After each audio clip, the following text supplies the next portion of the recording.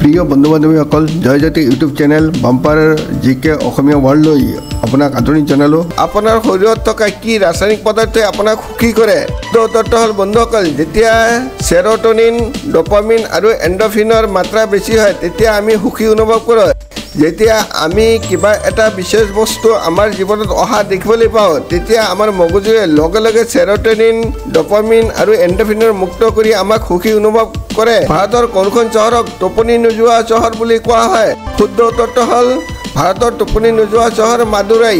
ইয়াৰ কাৰণে মাদুৰাইক থুংগা নগৰম অৰ্থাৎ কেতিয়াও টোপনি নোযোৱা চহৰ বুলিও জনা যায়। 5.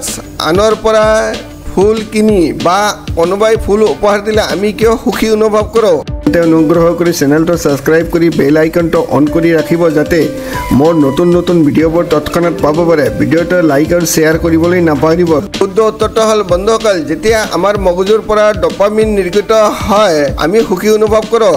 আনৰ পৰা ফুল কিনি বা উপহাৰ হিচাপে লাভ কৰিলে আমি সুখী অনুভৱ কৰোঁ কাৰণ ড'পামিন নিৰ্গত হয় আৰু আমাৰ মনটো ভাল লাগে।